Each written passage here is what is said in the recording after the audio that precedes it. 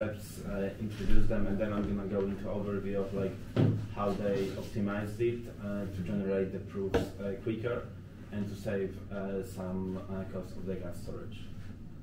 So first I'm gonna introduce the concept. So like the collusion in general is in game theory where a group of people is gonna try to avoid the competition, either by working together or they might like bribe other parties in order to get benefit. And in crypto, the example that might be example of normal voting, where let's say there would be like some other party like Arbitrum that would match the amounts of funding funded by other people, and the person who has like $1 million can simply vote on one project, and then they would allocate almost all of the money.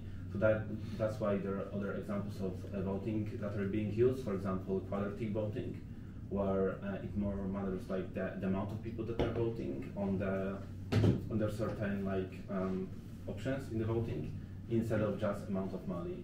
And that is to avoid plutocracy. So like the system where the people that rule are the ones that have the most money, because we want the systems to be more democratic.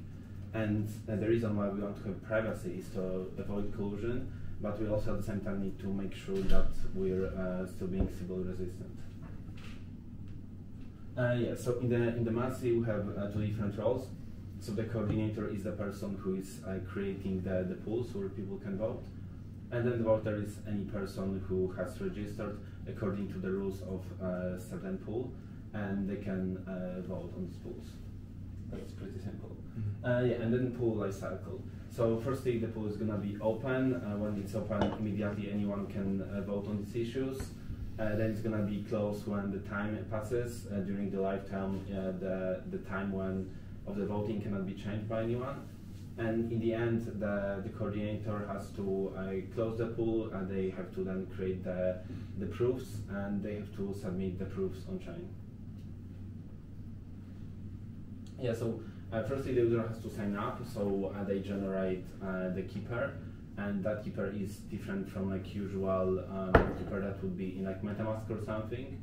And there's also the gatekeeper smart contract, which can have like some custom rules. For example, in one gatekeeper contract could require user to own NFT, the other one could require user to complete some sort of like attestation using, for example, Ethereum attestation service. Then of course users are voting. This is done by any user, and the freelance parts are done always by the coordinator. So the coordinator has to process the messages, then he creates a ZK snark, and then he publishes the on-chain proofs.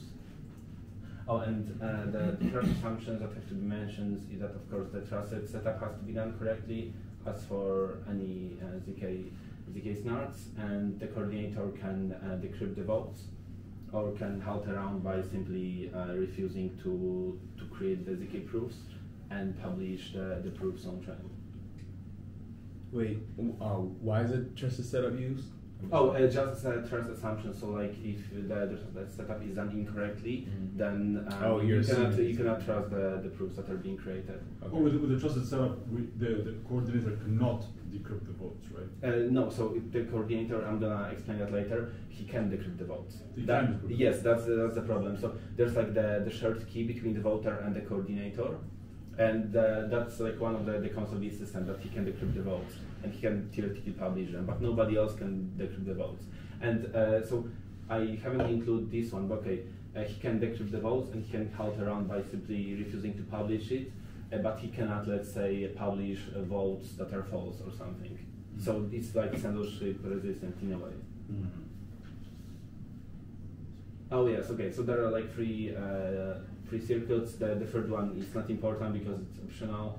They're all done in Circom. This one is optional. Yeah, I'm gonna try to go through all that quickly.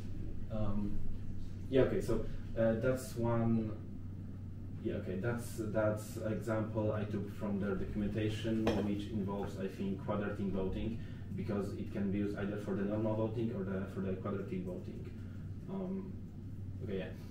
I'm gonna firstly, I think, try to explain a few different. Okay, yeah. 1 second, I have some notes. Yeah. Okay. So quinary Merkle trees. So these are the trees where they are using like 5 different like elements for each leaf instead of like the binary Merkle trees that are normally used. And these are used for the Poseidon hashing algorithm that is being used in there, and that is to generate the proofs faster. So I was checking like the benchmarks that they did on some like specific computers, and compared to let's say like the normal binary Merkle trees, the gas usage is higher. I think it's like almost like 40% higher, but that decreases the time to use to generate the proofs and then to verify the proofs. So that's like the main benefit. So you can, for example, use it to like actually use something like that in production, and you wouldn't have to like wait. The users wouldn't have to wait a super long time to then get the results of the pools. Oh, and also Jab elliptic curve. So there's also like other paper that explains that in more details.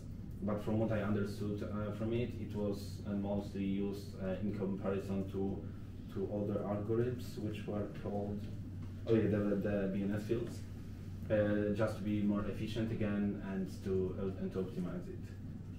And then we have also for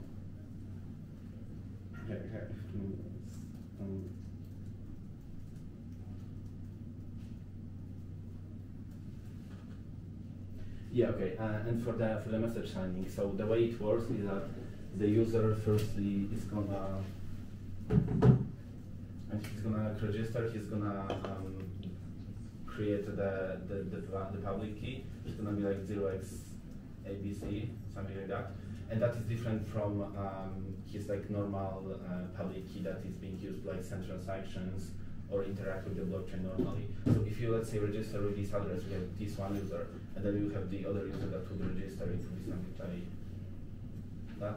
And then you could have a different user who owns some tokens to pay for the gas fees, for example, 0xYZ. And this user could then send the messages that were signed by both of these users. And this user could act as a relayer to send the votes to the blockchain. And the way these votes are casted is that each user would firstly create something called a command. So the command would look like this. It would be command. And the command will involve the user's public key for the MACI that were generated. Then it will involve amount of votes. Different users could have a different amount of votes based on their registration criteria, which I mentioned before. Has to be like amounts. And the third thing is the option that they've chosen. So for example, you could have either like binary polls where you can vote either yes or no, or you can have polls with like different amounts of options to choose, like yes or no. And then when this command is created, it is signed to create the message. And this message is then encrypted by the key that is shared between the user and the coordinator. This is going to be coordinator.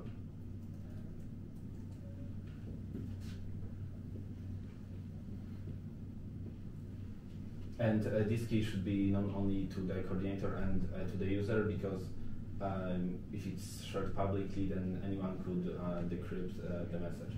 And the way it works in the end is that once all the proofs are published in the quinary Merkle tree to the blockchain, then the coordinator decrypts them, then he patches them and hashes them using Poseidon hashing algorithm, and he creates the proofs that are being published.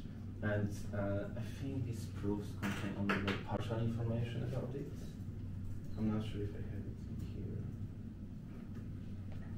Yeah, so in general, the proofs contain information, for example, about whether or not the amount of votes is correct, if the votes were casted only by the registered users, and other things like that. Yeah, so I guess that's all.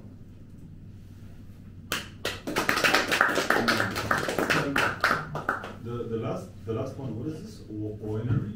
Quinary? Quinaries, yeah, okay. Quinary Merkle trees. So the ones where they have like 5 different leaves per node. compared to like normal binary trees. And why is that specifically like interesting? That when we have binary, Yeah, so it increases the gas usage, but it makes it so that you can generate proofs and verify them a lot more efficiently. And that is being used for the Poseidon hash function, where you have something called like sponge mechanism, where you sort of like you take like the message that you want to hash, and you like, how would I say, to like divide it into like different parts, and then you like batch it together. You basically have like shorter proofs because you have a less deep tree. The tree is like, it could be 3 layers. It's a whole 5 times as much.